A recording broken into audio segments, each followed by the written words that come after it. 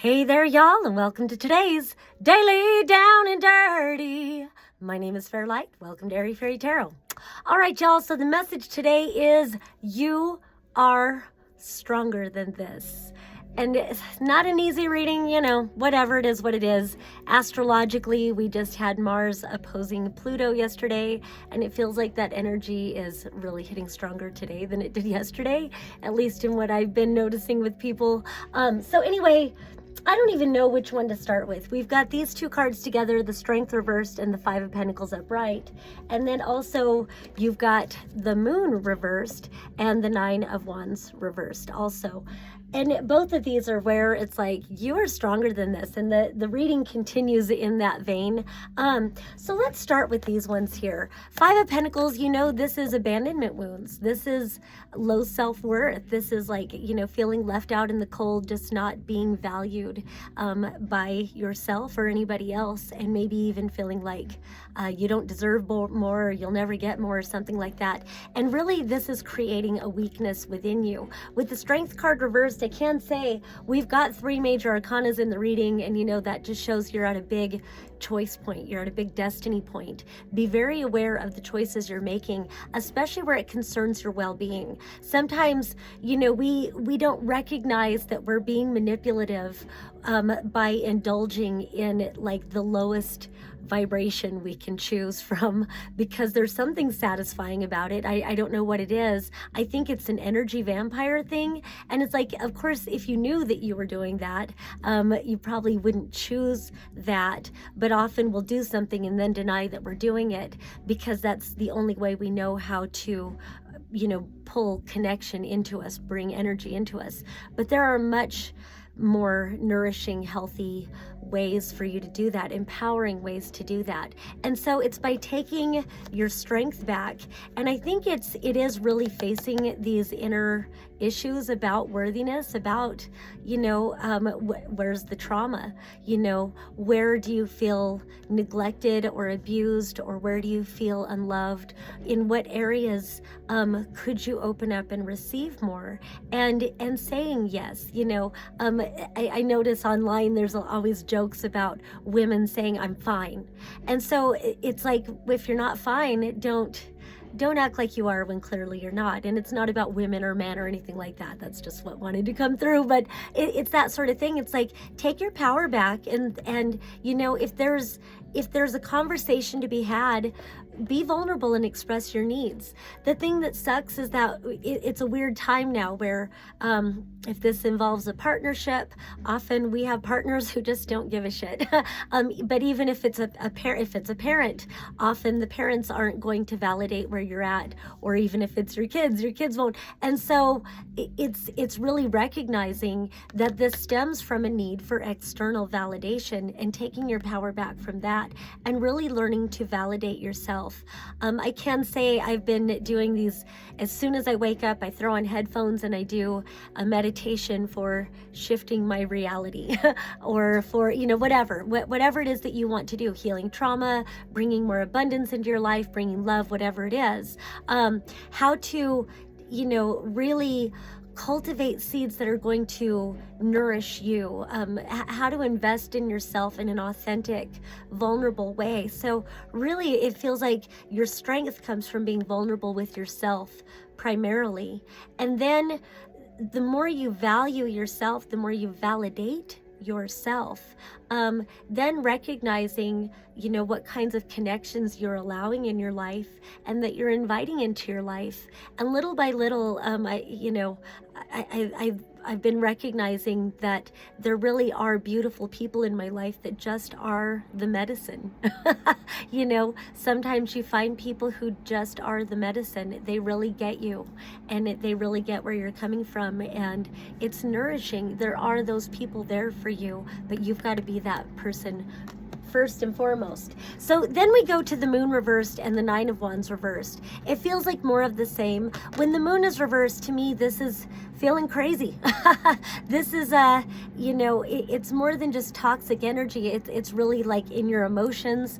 There could be, and like I said, with Mars opposite Pluto, I notice it's stirring a lot in my own energy, and I've noticed it's been stirring a lot in other people's energies, especially if you're a Capricorn, I've noticed. But whatever. It's allowing this stuff to come to the surface. Whatever's been submerged, it is wanting to come to the surface. And something about with this Nine of Wands being reversed, it feels like in action. It's kind of giving me an Eight of Swords kind of vibe, where it's like feeling trapped by beliefs, feeling trapped by whatever the situation is or whatever. But this feels way more long term. It's like depression. This feels a lot like depression now that I look at it. It's like just no drive to get up and try it, just a feeling of futility. And that depression, it's part of that crazy kind of energy. You're not really in the most empowered state of being. And so I don't know, what kind of action can you take? It feels like that would be the remedy, is to illuminate where you're depressed and how can you get creative, or what kind of action can you take? Can you go outside and hug a tree? Can you pick up a paper and just start writing? I really feel like writing right now, getting a dialogue going with your inner being and allowing yourself that opportunity to express what's been suppressed or whatever. Again, allowing that illumination and just maybe even describing like the depression, or describing the crazy feeling, or whatever it is, describing feeling futile or lethargic or stuck or whatever it is, and see what more information wants to be told to you. And then you can start looking for solutions to it. There's always a solution. You can tap your thymus and take a deep breath and affirm solution, solution, solution. Just allow yourself to align to greater solutions. Let the solutions in and then act on it. Value yourself enough, value your well-being enough to take action. And then we've got the Devil reversed. And with this Devil reversed is by itself, and it's sitting out to the side of where that Moon and Nine of Wands was. And then above that Devil reversed, we've got the Ace of Wands reversed and the King of Pentacles reversed. And so it could be that some of this depression, this could be like a father figure, this could be a partner, it could be anybody, you know, it could be just an archetypal patriarchal figure, whatever. But it's feeling like you can't really follow your own passions with this Ace of Wands, because there's some sort of like belief in an authority that says you have to remain shallow.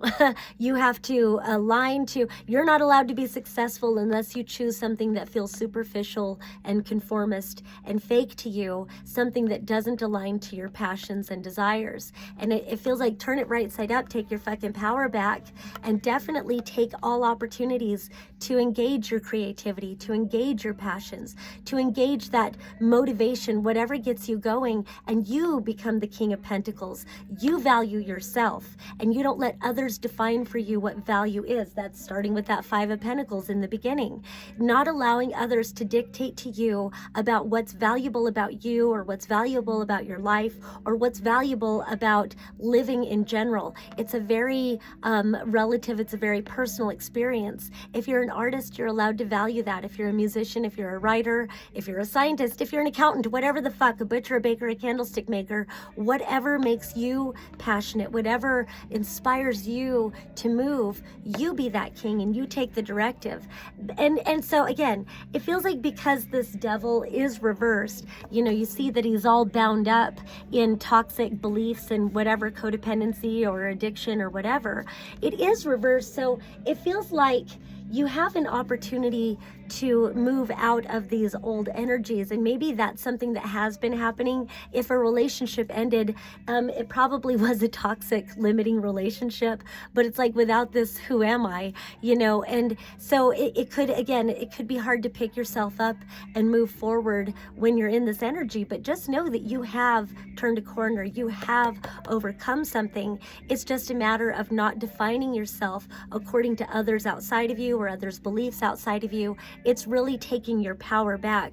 And sometimes it's scary to be powerful when you're so used to others dominating you or whatever. And so lastly, we end with the Page of Pentacles. And so again, it's all about needing to get some momentum going, moving towards your desires. And this is about what can you invest yourself in?